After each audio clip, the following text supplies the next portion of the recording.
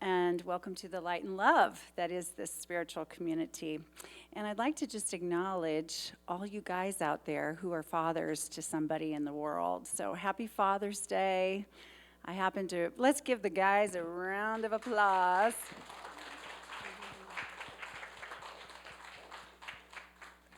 It's wonderful to celebrate the fathers in our lives, especially the fathers that we really felt the love from. You know? And I know that's not always the case. So some of you are grieving your fathers. And so my heart goes out to you as well. So I know today can be a day of celebration. It can be a day of challenge. It can be a whole mix of both. But anyway, I just wanted to acknowledge all of you with that. So we have a special blessing to give this morning. So I want to call up Jay Pryor to lead us forward.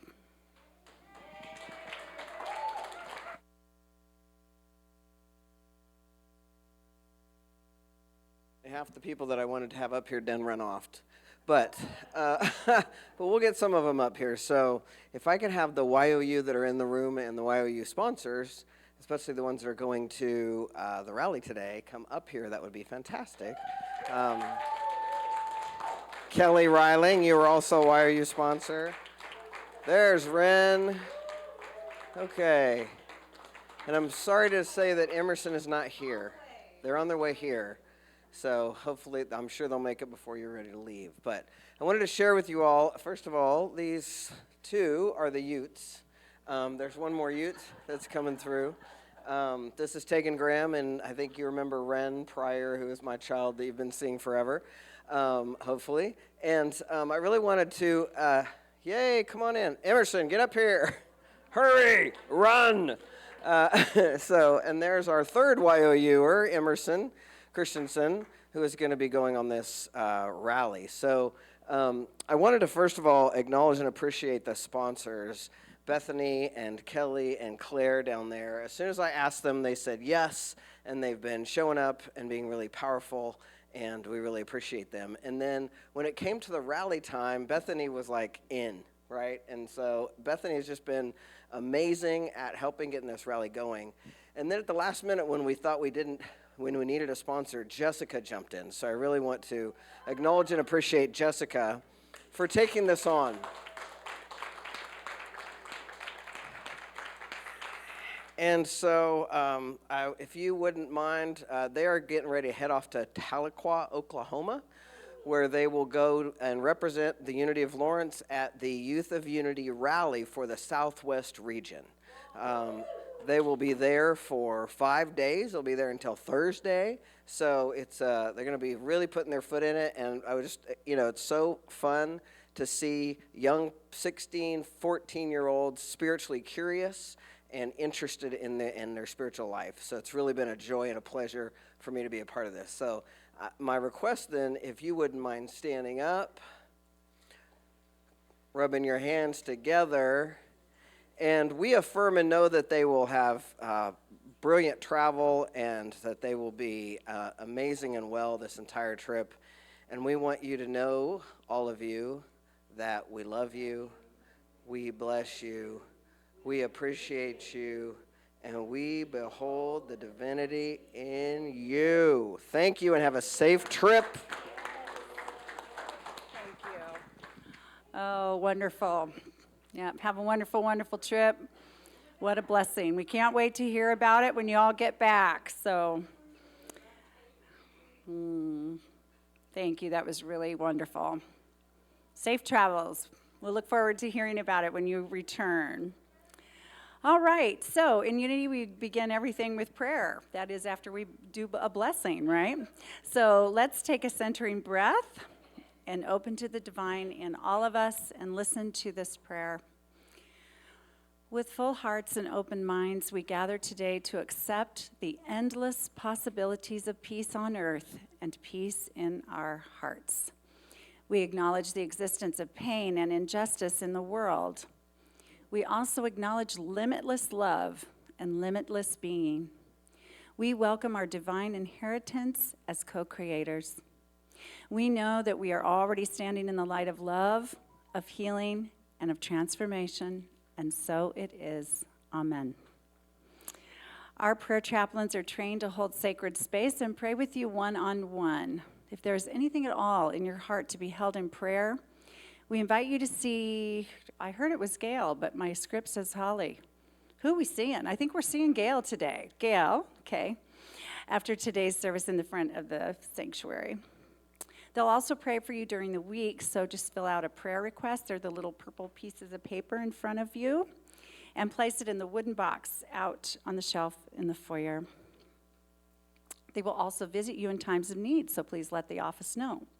Remember, all prayers are confidential, unless you state otherwise, and then we'll share them. Okay, and also I want to acknowledge that we are acknowledging the chaplains this month. There are volunteers that we're acknowledging special this month. And so if you're on social media at all, take a look at what's going on there. We're giving them some love there, and just really appreciate all of you, every one of you. Thank you, thank you, thank you. All right, so now it's time to sing. So let's stand together and sing, "We Come Together in the Name of Love."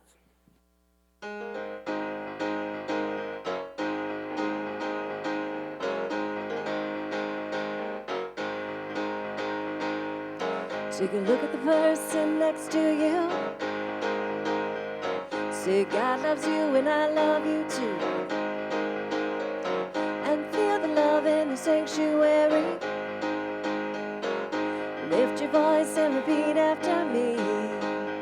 We come together. We come together.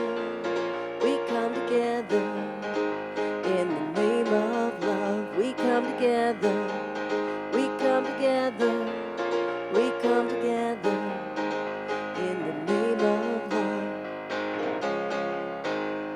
And look at the person next to you. Say, I recognize that God in you.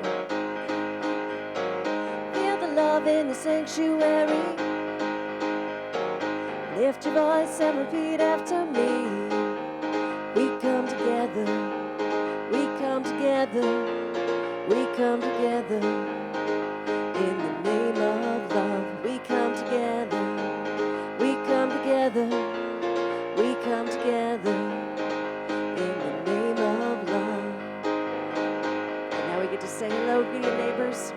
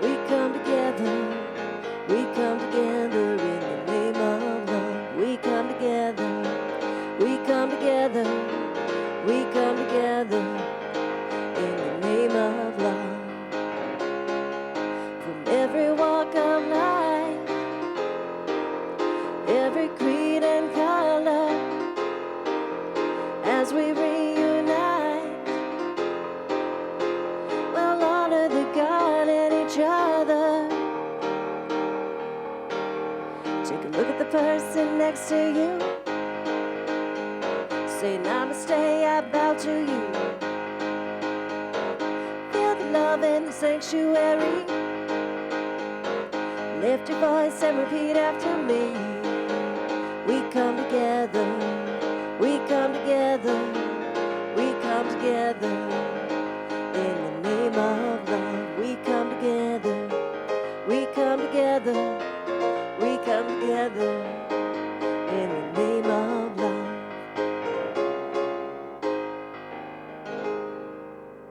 All right, wonderful. So let's share our unity intentions. So please affirm with me Unity's founding principle.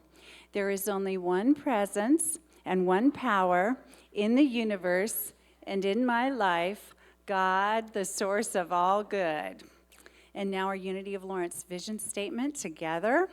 United in divine love and joy, we celebrate a peaceful and abundant world for all. And our Unity of Lawrence mission statement together. We are a thriving spiritual community, sharing love, building bridges, and inspiring transformation. Now please welcome our special guest, Craig Pellegrin.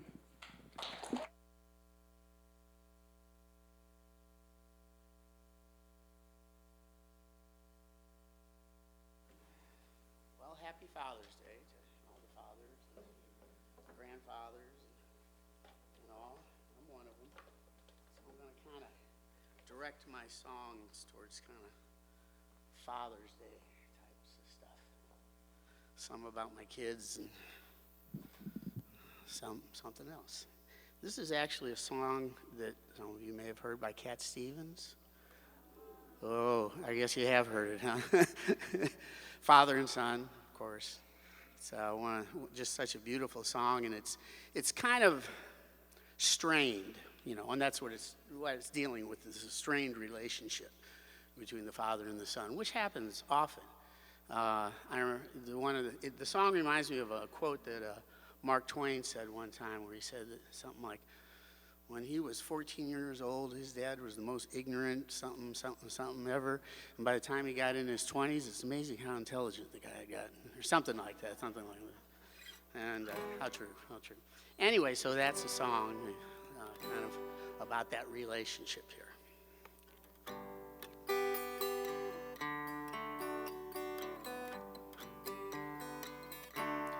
It's not time to make a change. Just relax, take it easy. You're still young, that's your fault.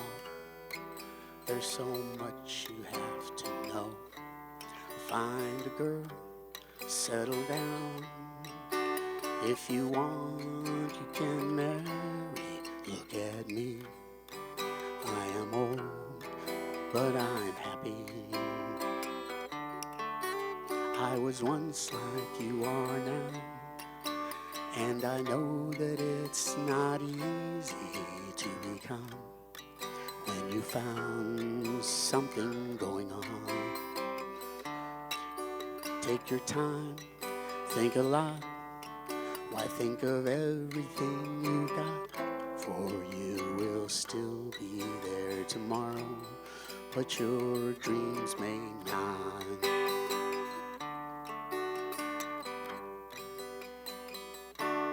How can I try to explain? When I do, he turns away again. It's always been the same old story. From the moment I could talk, I was ordered to listen. Now there's a way, and I know that I have to go away. I know I have to go.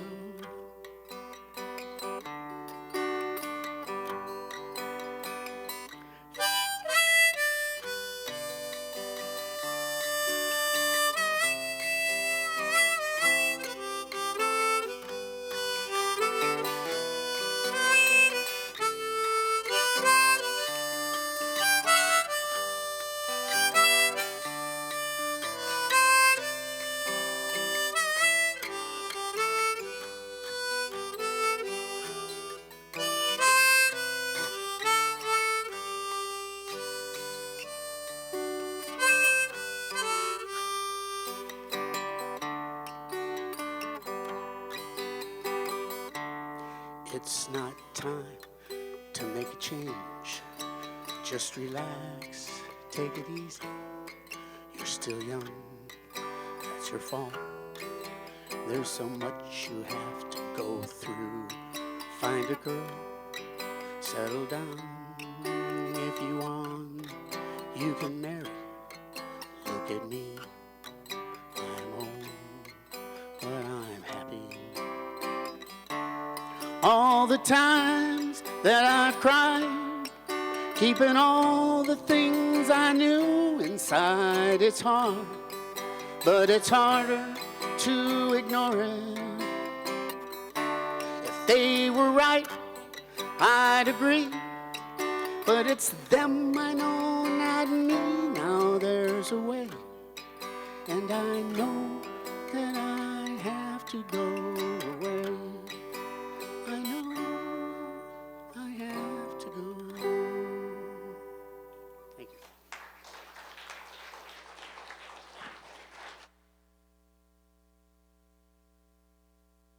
Thank you, Greg, so much. Well, it's time for our speaker, Phil. And he came to Unity Lawrence right before our reopening after the COVID restrictions. He is in his third year serving on the Unity Board as our activities liaison and is dedicated to helping expand our sense of community. He has been involved in various aspects of inner exploration, beginning with developing and teaching at the Integral Yoga Institute in Dallas, Texas, a decade-long involvement in Episcopal Church during the early charismatic movement, and was, most recently, a senior Dharma teacher in a Tibetan Buddhist center in both Dallas and San Miguel de Allende, Mexico. Phil taught art in a middle school gifted and talented art program for 29 years and has a master's degree in painting. He has 3 wonderful daughters and 1 granddaughter. Welcome, Reverend Phil.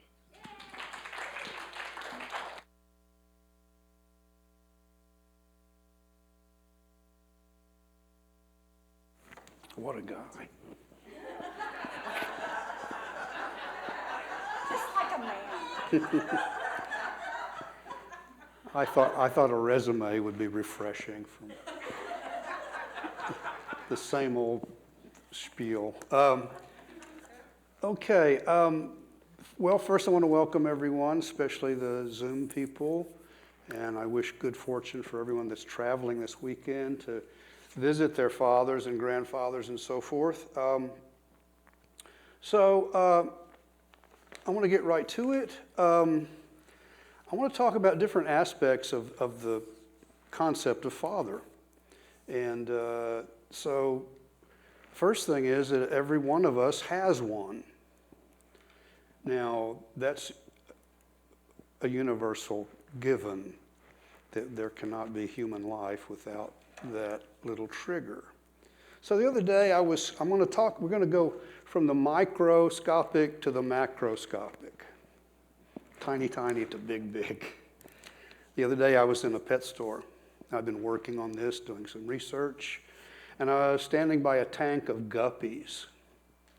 And they were just born. You can hardly see them. And I thought, those guys look a little bit like sperm. And they are a lot like that. The interaction of the male cell with the female cell is that there's like 250 to 280 million guppies vying for the same target. The mother cell is 10,000 times larger than the little guppy being. So I thought that was interesting. But what's more interesting is that they, the mother cell is very much an egg. It has a shell, and it has to be penetrated by this little army of guppies. And finally, one makes it in, and that triggers some very interesting reactions. There's a thing called a diploid zygote, where the two the mother cell and the father cell are mixing. So it's amazing how complex this process really is. I did some research. I was just like, there's so much going on. Like the mother cell prepares for the situation, but what I find fascinating is what happens when these the mother-father cells connect. They form a new entity, and that entity makes decisions about which cells are predominant, that are going to dominate. So that's where our eye color comes from. There is a process in there that's making decisions. Okay, the father cell is strong in height, the mother cell is strong in probably intelligence, and there's some process there. There's something rather mysterious to my view. Now, I'm not a science person, so I'm sure there is an answer somewhere. But basically, what is it that sorts out those choices in the DNA? And it came to me this morning in the shower like, well, maybe that's the soul. Maybe that's the spiritual essence. Maybe that's the divine presence governing. Maybe we have a soul curriculum that we agreed upon before we were even born. And there's some entity there, some aspect of the divine mind that is putting into motion that process of, we start off as 2 cells and we're 4, and whoosh, there it goes. Then the mother takes over, and her chakra system goes to work, probably down in the lower chakras at first. Getting that zygote into a fetus requires a lot of nutrition and a lot of blood and so forth. And then as the child develops, then we start connecting to the heart and the higher centers later on. It's just fascinating. It's miraculous. If you ever get bored, check it out. It's just, anyhow, that's all I want to say about that.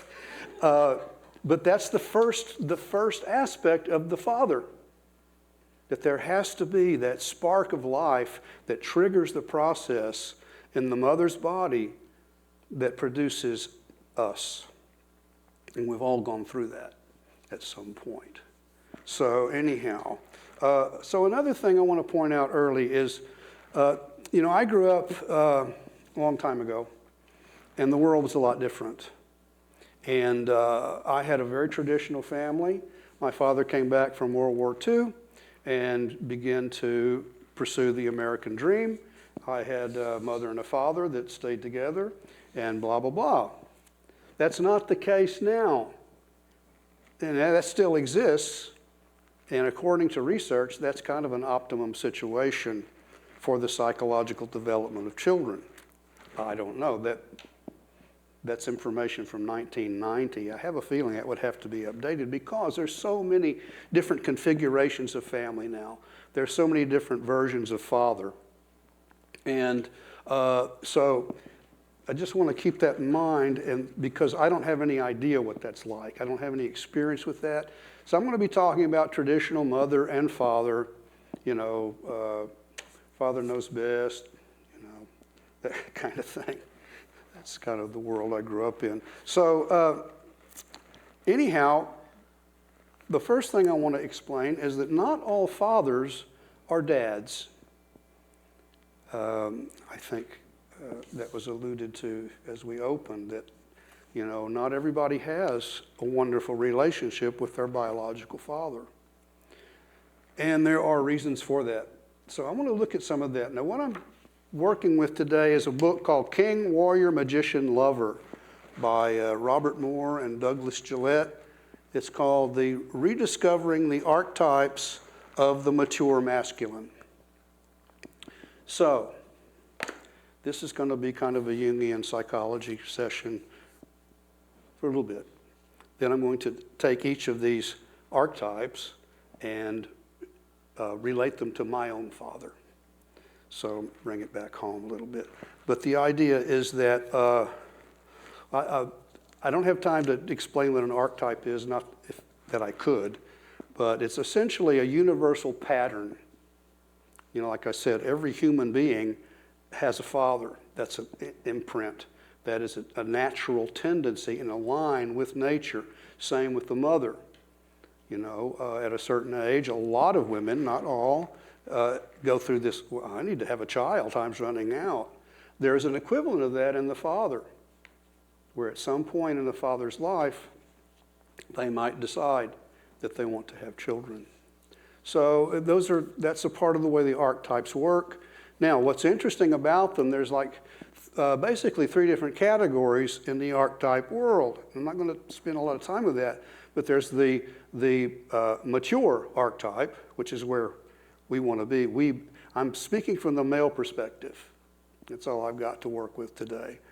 This does not necessarily mean biological male. I mean, the archetypes there's a feminine version of all these archetypes. So in these blended families and things, you can extrapolate what I'm saying to that.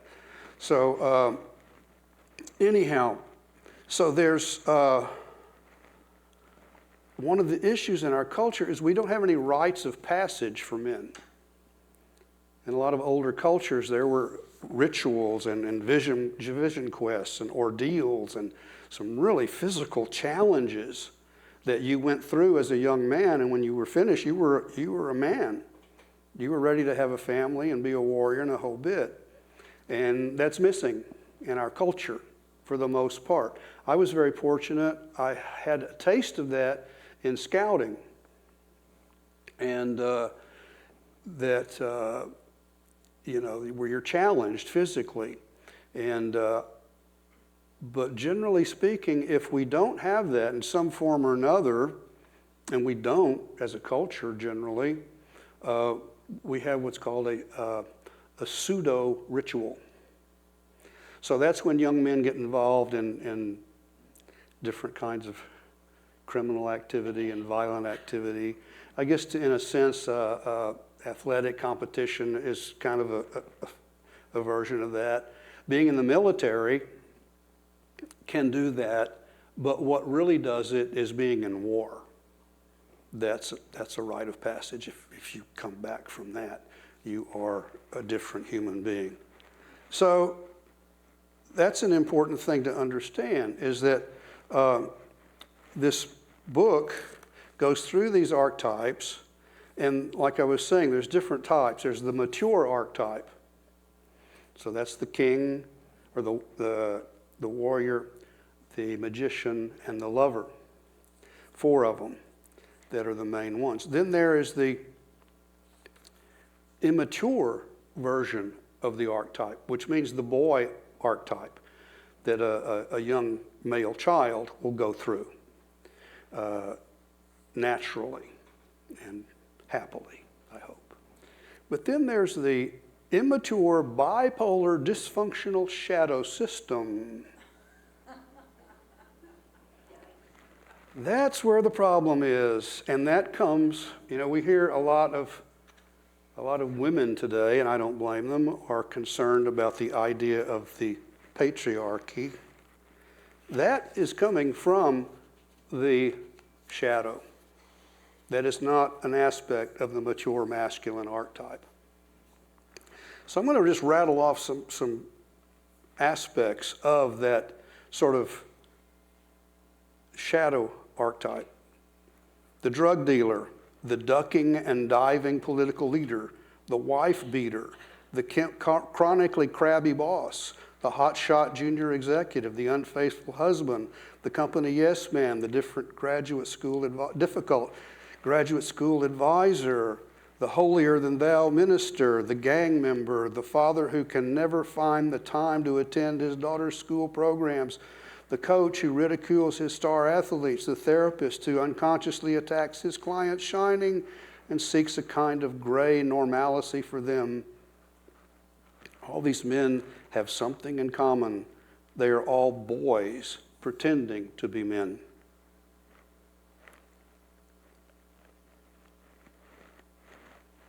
They got that way, honestly, because nobody showed them what a mature man is like. Their kind of manhood is a pretense to manhood that goes largely undetected as such by most of us, We're continually mistaking this man's controlling, threatening, and hostile behaviors for strength. In reality, he is showing an underlying extreme vulnerability and weakness, the vulnerability of the wounded boy. So that should ring true. We don't have to look real far to see that. So anyhow, I'm going to talk about my parenting now. Make it a little more personal. My parents were both Leos. My father's name was Ulysses James Roget. He was born in Karen Crow, Louisiana. He grew up in Vatican, Louisiana. This is all outside of Lafayette. Hardcore Cajun people. My grandparents did not speak English. My father did, barely. So that has a lot to do with his background. His father died when he was 4. His mother remarried. His stepfather was very stern. Now, this was during the Depression. He was working on a farm in the Depression. He did not get along with his stepfather. They had to work really hard to survive, and that carried over into his personality. And so my parents both were, you've heard of helicopter parents. Mine were more like mosquitoes. They just irritated me. And like that comment you made, it took me more than 14 or 20 years to realize, and more like 30 or 40, that I realized just how loving and caring, how hard they were trying to do the best they could to raise their son.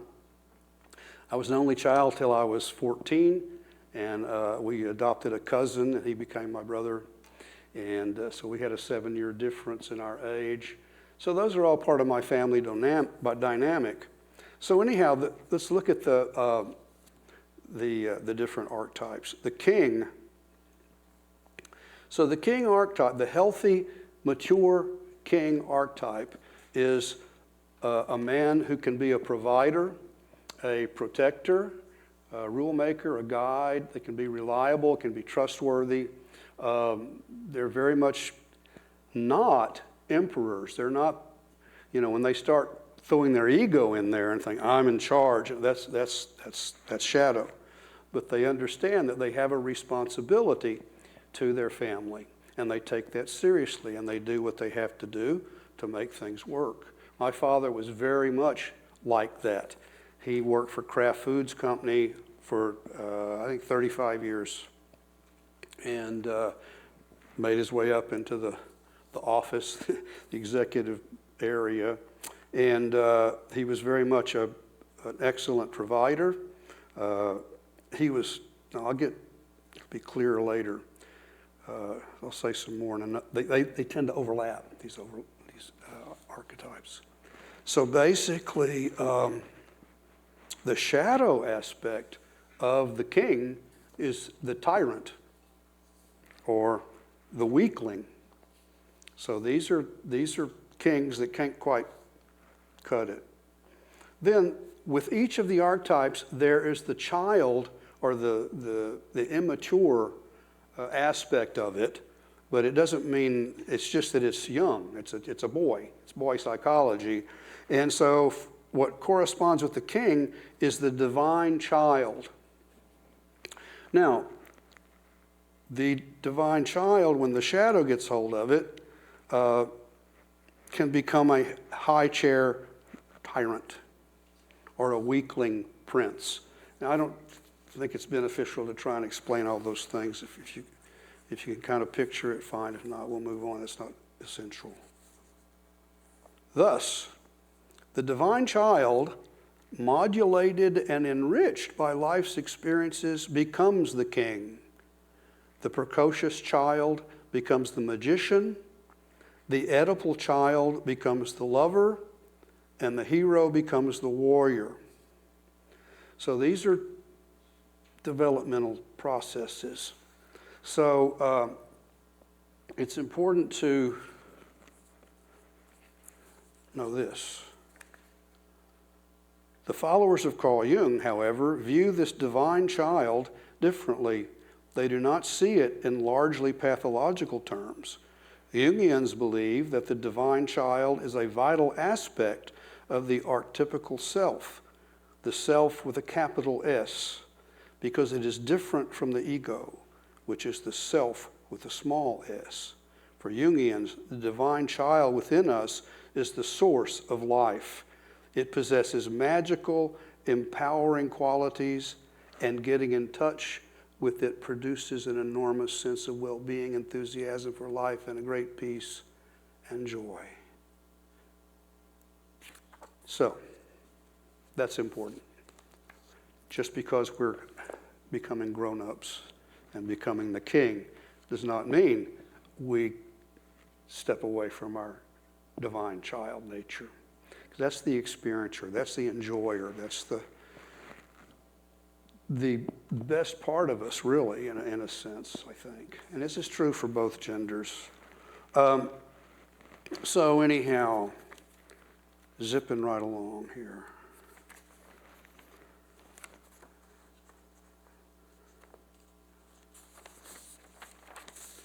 I use notes because it keeps me from getting off topic, which is at any point along here, I could go off on a tangent. So the warrior archetype, the mature warrior, or we'll say father because it's Father's Day. The mature warrior provides physical protection, assertion.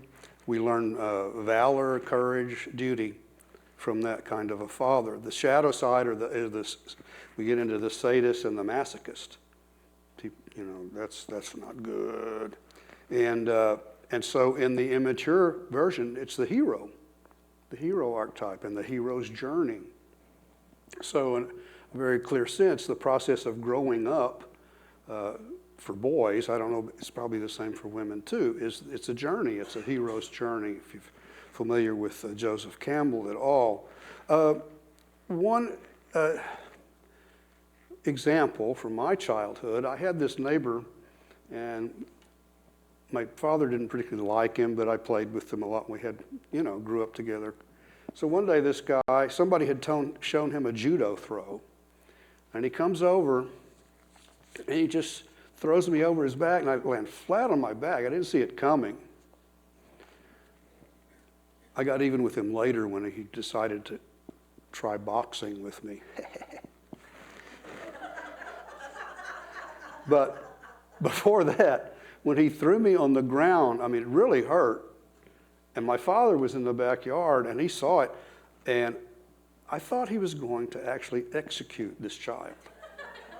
And I've never seen anybody jump over their fence. It was a tall fence, so fast. But I was, my father just took up for me, and I've never forgotten that. There's so many other things. He had a temper. He was in the Army. He was a tank, a master sergeant on a tank. Years ago, my daughter called me up and said, "Dad, have you seen a movie called Fury?" I don't know if you've seen that. It's a Brad Pitt movie. It's a war movie. She said, it's about Granddaddy. I watched this movie, and it was about a Sherman tank that kind of got away from the main group and went to this village. I forget what happened, but it was, in fact, there was even a Cajun in their crew. My father was a translator in Belgium because the Cajun French was more understandable by the Belgian people than the actual French. He couldn't understand the Frenchmen, but he could communicate really well with the Belgian people and the military, of course. So, but he was literally a real warrior, no doubt about it. And when I was a little child, I was fascinated by this. Oh, a tank. I even went to a fair or something one time, got to climb around inside a Sherman tank. Oh, it was horrible, but it was cool at the time. And looking back, it's like, gosh, it's like living in a van with a big giant cannon on the roof. But anyhow, so he had this temper, and I saw it, and he would internalize. and just, okay, he would just silent. But then it would build up, build up, build up, and then he would just explode. And when he did that, the only word I can think of is ferocious. I was terrified of my father because of that. And but I loved him too. I knew he loved me, but there was that aspect of our relationship that I had to kind of work through. I understand now that I'm sure I got a better deal than his father, his stepfather gave him. But it still was rough working through. And there's a whole different psychological dynamic for an only child than people that have siblings and learn how to deal with people a little better. In fact, one of the things I crossed, it said that the father, one of the functions of the father is to help the child disconnect from the mother when they're really, really young, is that they need to have more than one fixation on other people in order to begin the socialization process. So the father there plays an important role. So the next, the downside of the hero is the grandstander bully or the coward. And so that's to be expected at certain stages of one's youth, perhaps. Then the magician, the mature aspect of the creator, problem solver, builder, spontaneous. And with what I started, just both parents are magicians. That whole process of creating these bodies is just, it's got to be magic. It's just amazing. It's just so tiny, and there's so many parts. What's controlling that? There's obviously intelligence at work in every aspect of nature. So anyhow, so the magician then, when it's the shadow side, it becomes the detached manipulator. And they're really big on blaming others, finding, it's not my fault, somebody else's fault. So my father was very creative, not so much in an artistic sense, but in a problem-solving sense. I remember I wrecked 2 bicycles. One, I probably deserved to get hurt, but I didn't. And the other one, I really deserved to get hurt because I was stupid. But I messed up my bicycle with these bent wheels, and I took them home, and, Dad, can you fix this? Yep, he fixed it. He could, growing up on that farm, and they had to improvise. He was a master of, coat hangers, and I don't think he had duct tape then, He probably would have been a subscriber to that. But anyhow, he loved to build things. He was quite the craftsman, had a little bit of a perfectionist streak. And so he influenced me a lot in terms, I loved to play in his garage and build things out of scrap wood, and he let me use his tools to some degree. If I didn't put them back, then of course, Godzilla. But anyhow, so that's, whoa. So the lover, the nurturing aspect, the addicted lover, the impotent lover, and then the Oedipal child, the mama's boy, the boy dreamer. So this is like a love temple. I don't really have to babble on about that. But one story I really want to share, one of the highlights of my life with my father was in the late 60s, there was a little skirmish over in South Vietnam, and they were scraping up boys off the streets and taking them over there to be killed, and I didn't want to do that. And I remember the image of the Buddhist setting himself on fire. That really affected me. Anyhow, one day, actually I got classified one. I had a deferment, and that went away.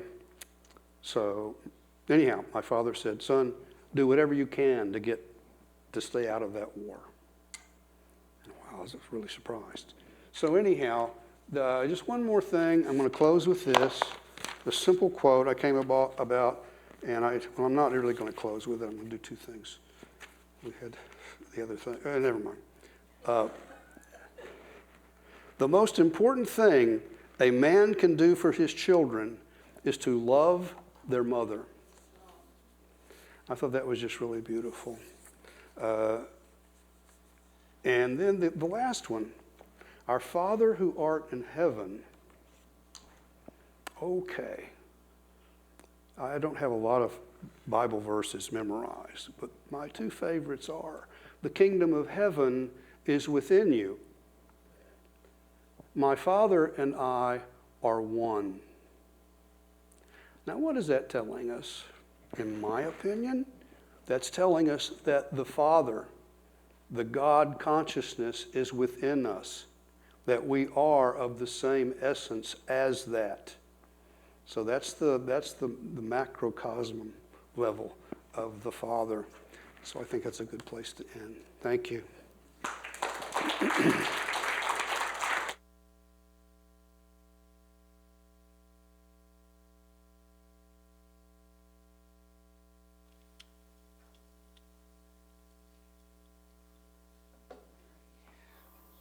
That was nice. Really touched on all those aspects of actually being a father. There's a lot more to it, huh? Excuse me. Okay. There we go. Okay, well, I'm going to play a song I played. I don't know if I played it last time, but I played it once before. And those of you who are here probably remember it. It's about my grandson. And people call the song "The Moon is a Ball," but it's actually called Hayden, which is his name. And quick thing on it, when he was 2, we have deafness in our family. One of my sons is deaf, their mom's deaf, and so we're a bunch of signers. And so hearing kids that come from signing families sign before they talk, you know. So anyway, Hayden was, he's just 2 years old, and he wouldn't say anything to me but ball. Because whenever I saw him, we'd play ball, we'd play catch. Now he could sign some things, but as far as talking, he didn't call me grandpa, he didn't say, hey, I love you, ball. Seriously. And so anyway, I took him outside one night. I was down there, they lived way out in the country, and there was a full moon out. And I was gonna sign it to it. This is a sign for moon. And I said, Hayden, look, it's the moon. Moon. Trying to get him to say it, and he looked up and he goes, what did you do? Ball. That is a true story. So, well, what are you going to do? I wrote a song about it. Anyway, it's just called Hayden.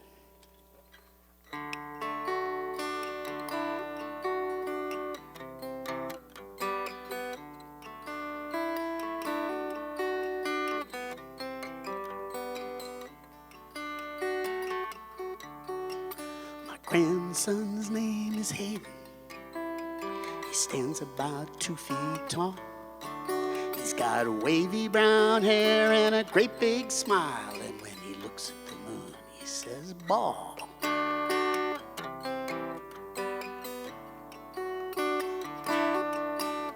Something everyone should think about. An idea that's simple to all. Trying to analyze every little thing, we should just look at the moon and say ball.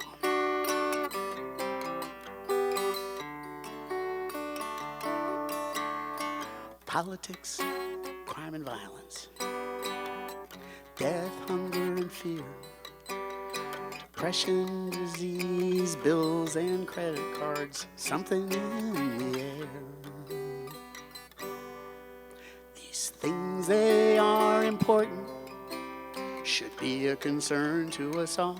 But when trying to put it all in perspective, we should just look at the moon and say ball.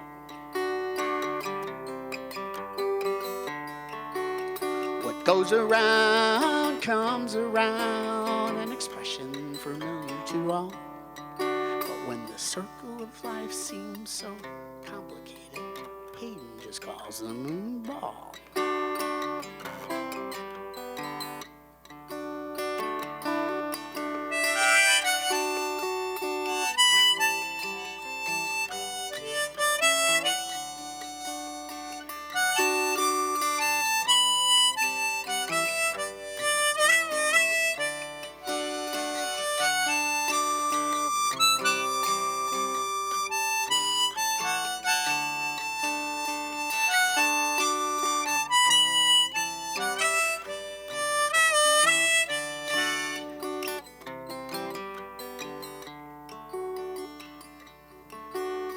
Hayden's getting kind of fussy.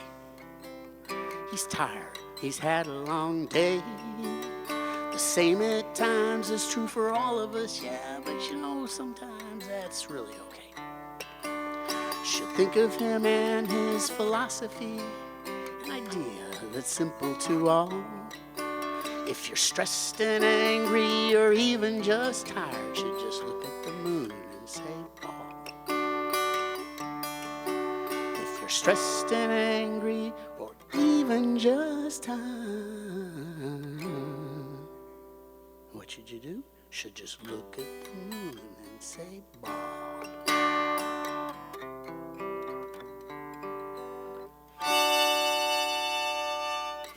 Thank you.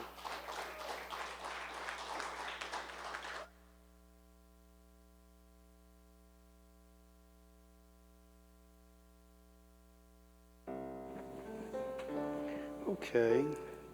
Let's just settle down into the silent stillness that's always waiting in the center of our being.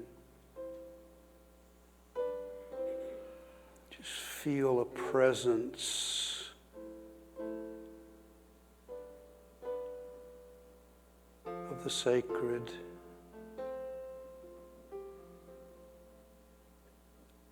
Remember the sacredness of life, the sacredness of this breath,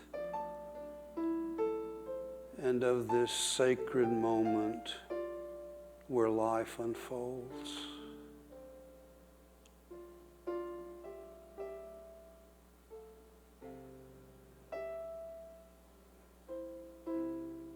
Just take a moment to allow the frequency of love to radiate out from the heart to all of our ancestors, fathers and mothers.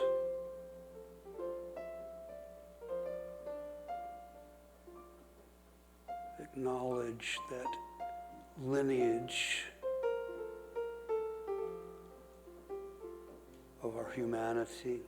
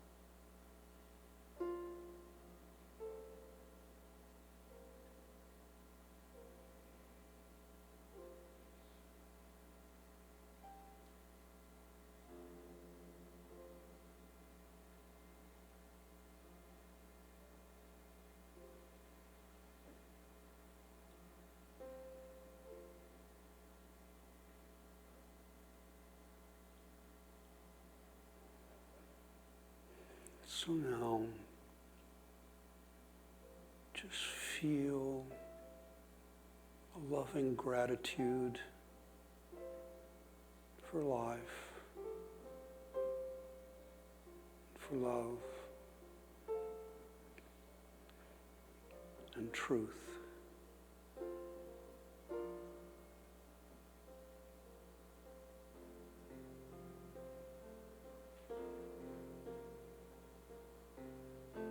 May it be so.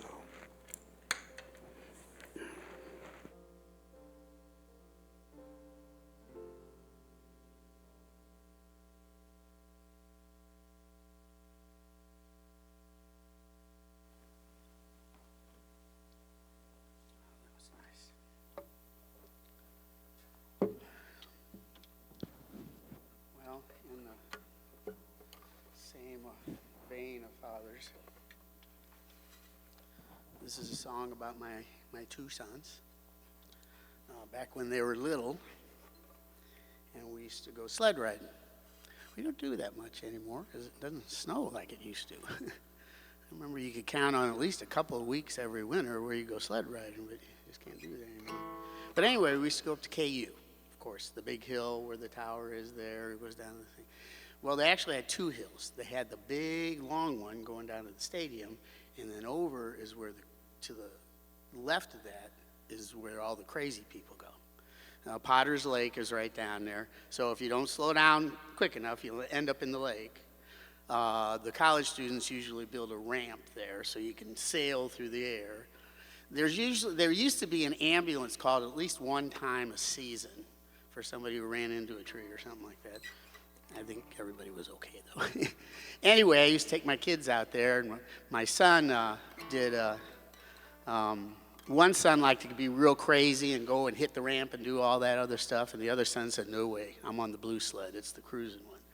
So anyway, it's called Sledding with Andy and the Big T. Big T is the nickname of my son, Tony, because he was real little.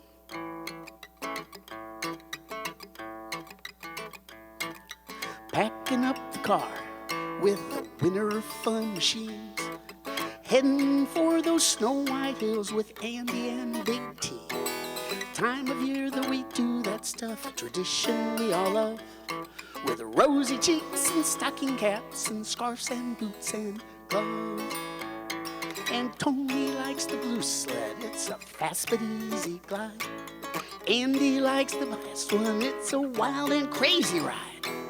Stay until the sun goes down and we're chilled right to the bone. Come back here tomorrow and we'll make this hill our own. Andy's on the black sled, racing down the hill, faster and then faster, till he has a spill. Boom. But Tony's on the blue sled, just glides on by with ease, laughing at his brother who just ran into the trees. Someone builds a jump about halfway down the hill. Make your sled fly through the air, you're sure to have a spill. Andy says, hey, I'll take it on. It's a piece of cake. Tony says, you go right ahead, you'll land right in the lake. And Tony likes the blue sled with the fast but easy glide. Andy likes the black one, it's a wild and crazy ride. Stay until the sun goes down and we'll chill right to the bone. Come back here tomorrow and we'll make this hill our own. Andy's headed for the jump, it's packed down tight with snow. He hits it and flies through the air, and in the lake he goes. But the water's frozen solid, and he only hurts his pride. Tony, he just laughs and laughs as the blue sled glides on by. Time for us to head on home, sit down by the fire, talk about our fun-filled days and when we'll go tomorrow. Pack the car once again with the winter fun machines, head back to those snow white hills and satisfy our dreams. And Tony likes the blue sled, fast but easy climb. Andy likes the black one, it's a wild and crazy ride. Stay until the sun goes down and we're chilled right to the bone. Come back here tomorrow and we'll make this hill our own. I said we'll come back here tomorrow, make this hill our own.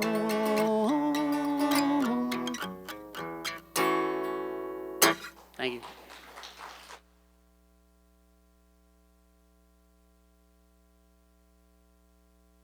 Greg, very much, and thank you, Phil, and thanks for acknowledging the people on Zoom. I forgot to do that earlier, so I'm sorry to all of you. Okay, our ushers have come forward for our time of thanks, so please join me as we hold our gifts to this community in our hands and love in our hearts. Let's affirm together, divine love through me blesses and multiplies all that I have, all that I give, and all that I receive. And so it is. And now let's join Holly in singing Sacred Love.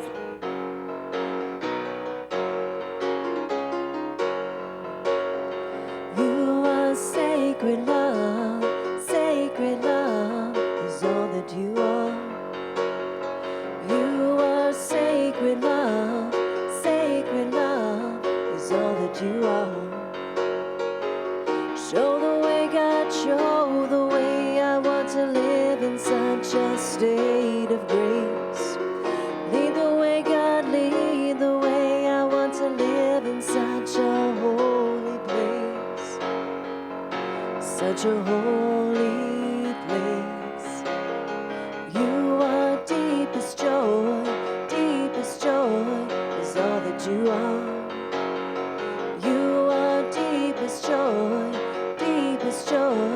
is all that you are.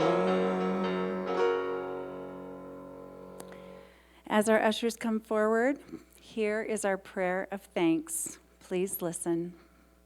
We are grateful and we bless the flow of good that supports our Unity community. We stand in the knowing that the flow of good goes forth only to return again and again. And so it is. Amen. All right, now our opportunities. A special welcome to our guests today. Thank you so much for joining us. If you'd like more information about Unity of Lawrence and the Unity Movement, please pick up a welcome packet in the foyer. Sunday Lunch Bunch is meeting today at Papa Kino's. Everyone is welcome. Pizza. Oh, yes. Jared Lyles, will you please rise? And Michelle, well, okay, I want you to know, first of all, look at this picture.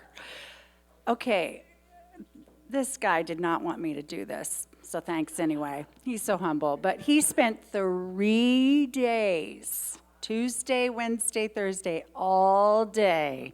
And remember the heat? Remember that? How would you like to be out on asphalt for 3 solid days to help fix our parking lot, which needs a lot of love and is looking so much better? Thank you, Jared. Really. Wow. Honestly. I mean, I could cry. I'm so grateful, really. Thank you so much for taking all that time, all that effort, all the material, everything you did. So thank you. So please notice when you're pulling out today how great the parking lot looks. There's still some more to do, he tells me, but it's so much better. Thank you so much. Okay. Oh, and yeah, okay, got it. Sorry, I'm losing track here. I'm getting emotional. Remember open meditation. Tuesdays at 6:30 with our Phil. Is your last name really Roger then, or however you said it? Roger, and we say Roger. Of course, you're just happy we dropped the S finally and stopped calling you Phil Rogers, right? Roger, okay. All right, so Thursday night at 7, men and those who identify as male are meeting with their fellowship group right here. And women and those who identify as female, we're going to start our first meeting Thursday, June 27th from 6:30 to 8 downstairs, because we wouldn't want to disrupt the guys up here, and we want to have dessert, so we're going to sit at the table. So we're going to have dessert, we're going to have fellowship, we're going to have some spiritual experiences together and so forth. So bring your own beverage if you want, and if you have other questions, please see Nancy. I don't think Nancy's here today. No, Nancy's not here today, but Nancy Lyersoff is in charge. So please mark your calendars. Now Holly has a quick something. Just really quick, if you have any kids from 6 to 10 in your lives, tomorrow I'm going to do a week, Monday through Thursday, at Americana Music Academy of the Values in the Wilderness program. It's creative arts, music, storytelling. Let's see, we're going to do lots of music jam. So if you have any kids in that age range, please talk to me afterwards. Thanks. Wonderful, wonderful, wonderful. Okay, another one that's not up here is there's a rematriation celebration Saturday from 2 to 4 in Council Grove in honor of the Sacred Red Rock Project.